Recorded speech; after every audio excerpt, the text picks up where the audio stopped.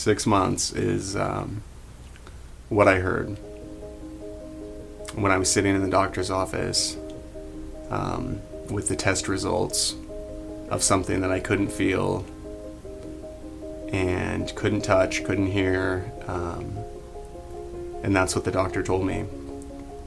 I had 6 months to live before my heart, an aneurysm would burst in my aorta and I would die.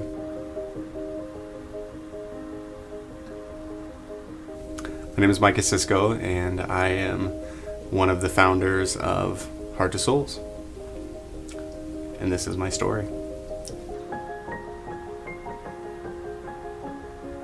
Literally took my breath away. And I remember walking out of that room and just breaking down and crying. And I didn't know how to process it. I didn't know where to go. I didn't know how it was going to affect my life. I just knew that it had changed forever. Intensive couple of months for me, and I didn't know the effect that it would have on my life long lasting. It's hard to gauge where you're at in the world, or what your purpose is, or what kind of a person you are. And I didn't realize it, but I had spent so much of my life on the sidelines.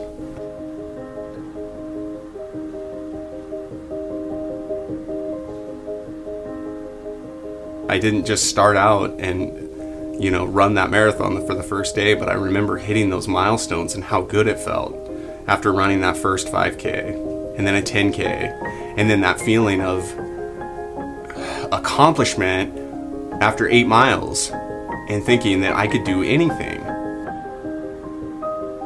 When we were starting running the marathon, I went to buy a new pair of shoes. I needed just a new pair of running shoes, and I ended up buying this ugly pair of neon green running shoes. They've been in countless different places. They're the shoes that I wore when I jumped off a bridge, bungee jumping. I took them all the way to Spain with holes in the feet and ran all over Barcelona, and then ran with the Bulls in those same ugly shoes.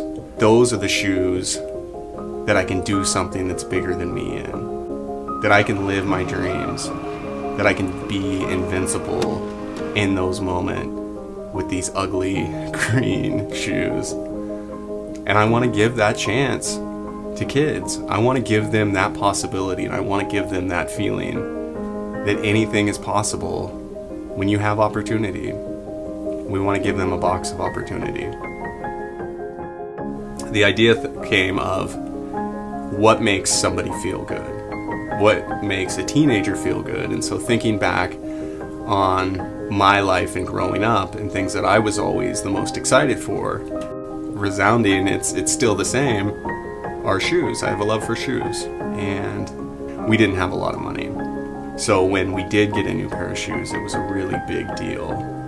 And I remember how I felt walking to school that day, or getting into class, and just that feeling of opening it up and seeing how new, the smell, the greatness, and what it always boils down to is opportunity.